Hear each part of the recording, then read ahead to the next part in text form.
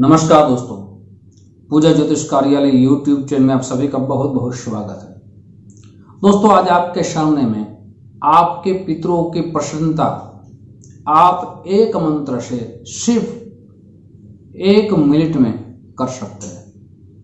दोस्तों, हमारे पितरों के जब प्रसन्न रहते हैं, हमारे ऊपर उसका आशीर्वाद रहता है, तो हमारे जीवन में 4 चीजें बहुत ही उत्तम प्राप्त रहती है। सबसे पहले पितरों की प्रसन्नता जब रहती है, तब हमारे जीवन में अच्छी पत्नी या अच्छा पति प्राप्त होता है। जब पितरों की प्रसन्नता रहती है, तब हमारे संतान अच्छी विद्या को प्राप्त करते हैं। जब हमारी पितरों की प्रसन्नता बढ़ती है, तब हमारे संतान सुसंतान प्राप्त होते हैं। और हमारे पितरों की प्रसन्नता जब बढ़ती है, तब हमें अच्छे धन की प्राप्ति होती है। दोस्तों, धन तो बहुत सा हम कमाते हैं, लेकिन उसी धन से हमारे जीवन में सत्कर्म कर सके, अच्छा दान कर सके, तब उसको अच्छा धन माना गया है। धन आए और हमारे घर में परेशानी बढ़े, उसको अच्छा धन नहीं माना गया है। और पितरों की प्रसन्नता कब बढ़ती है दोस्तों, ये बात आप नोट कर लीजिए। जब हमारे माता पिता जीवित रहते हैं और उसकी हम सेवा करते हैं, हमें सेवा करनी चाहिए। और फिर उसका मृत्यु हो, तब उसके पीछे जो श्राद्धिक कर्म है, जो दान प्रक्रिया है, वो हमें करनी ही चाहिए। लेकिन बहुत से जगह देखा गया है कि जब वो जीवित रहते हैं, तो हम वृद्धाश्रम में छोड़ आते हैं और मृत्यु के बाद उसके तस्वीर पे चंदन का पुष्प की माला चढ़ाते हैं और जितना हो सके उतने पीछे उसका दान करते हैं। लेकिन नहीं, आप पहले सेवा कीजिए, वो उत्तम सेवा मानी गई है। दोस्तों, बहुत सी जगह ये भी मैंने देखा है कि दूसरों की सेवा करते हैं, दान करते हैं, लेकिन हमारे माता पिता का हमारे ऊपर जो ऋण है, हम कभी भी कदापि उसको चुका नहीं पाएंगे। शास्त्र में वहां से लिखा गया है कि हमारी चमड़ी के जो जूते बना के उसको पहनाए, तब भी उसका ऋण हमारे ऊपर से उतरता नहीं है।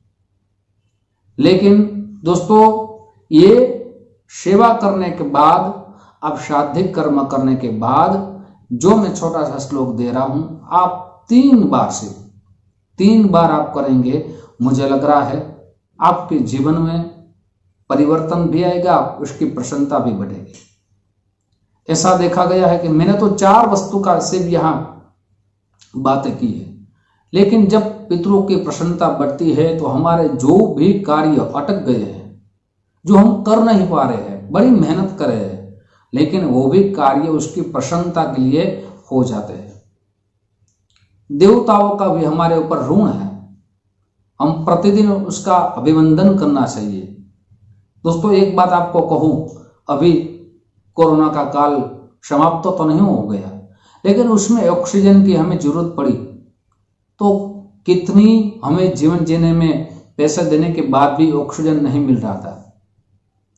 दोस्तों, हम जो ऑक्सीजन ले रहे हैं, वो भगवान की कृपा से प्राप्त हुआ है ना, तो उसका अभिवंदन तो करना ही चाहिए।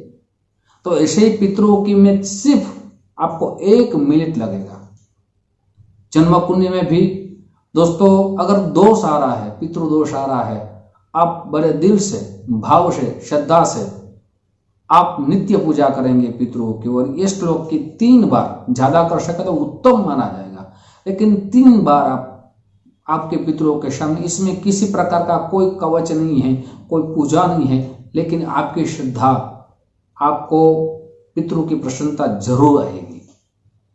आप ये श्लोक लिख लीजिए, बड़ा सुंदर श्लोक है, और आप 3 बार बड़े भाव से अपने पितरों को सामने आप बोलिए। वैसे ही हम कोई कार्य करें, तो हमारे माता पिता को वंदन करके कोई कार्य करेंगे, तो उसमें हमें सिद्धि प्राप्त हो सकती है। दोस्तों, मैं प्रतिदिन हर वीडियो में कहता हूं कि आप अपने माता पिता की सेवा कीजिए, माता पिता का वंदन कीजिए, आपके कोई भी कार्य ऐसा नहीं है कि जो नहीं होगा। दोस्तों आप श्लोक लिख लीजिए, बड़े भाव से कीजिए, फिर आप चमत्कार देखिए। ओम देवताभ्यः पितृभ्यश्च महायोगिभ्य एव च नमः श्रद्धाये स्वाहाये नित्यमेव नमोस्तुते। कई जगह शास्त्रों में ऐसा भी लिखा गया है भवन्तु में। दोस्तों ये मैं सब प्रमाण दे रहा हूँ, सब प्रमाण बात कर रहा हूँ। गरुड़ पुराण में भी ये श्लोक लिखा गया है, स्कंद पुराण में भी ये श्लोक लिखा गया है और बड़ा सुंदर श्लोक है, इसका अर्थ बहुत सुंदर है। देवताओं को भी नमन कर रहा हूँ, साथ ही जो हम यज्ञ नारायण की पूजा करते हैं, यज्ञ करते हैं, उसमें जो अग्निदेव है उसकी ऐसे तो 3 पत्नी है, लेकिन 2 पत्नी का नाम इसमें लिखा गया है, श्रद्धा और स्वाहा। दोस्तों हम कोई भी आहुति जब प्रदान करते हैं तो देवताओं को अग्निनारायण भगवान की पत्नी और अग्निनारायण भगवान वहाँ हमारे जो देवताओं को दी गई वो पहुँचा देते हैं। वैसे हमारी ये पूजा है दोस्तों, श्राद्धिक कर्म में श्रद्धा का नाम लिया जाता है पूजा करने में। दोस्तों ये आप श्लोक सिर्फ 3 बार, एक बार बोलेंगे मुझे ज़्यादा से ज़्यादा 15 सेकंड लगेंगे, ज़्यादा से ज़्यादा, और आपको 3 बार बोलने में ज़्यादा से ज़्यादा 1 मिनट लग सकती है। और आप कंटिन्यू प्रतिदिन भाव से, भक्ति से, श्रद्धा से आप करेंगे, आप चमत्कार देखेंगे। दोस्तों ऐसे ही मैं छोटे लेकिन बड़ा चमत्कारी आपके सामने शास्त्र की बात रखता रहूँगा। आप जो हमें प्यार दे रहे हैं उस प्यार के लिए आप सभी को दिल से बहुत बहुत धन्यवाद। यूट्यूब के माध्यम से फिर हमारी मुलाकात होगी। जय श्री कृष्ण महावीर।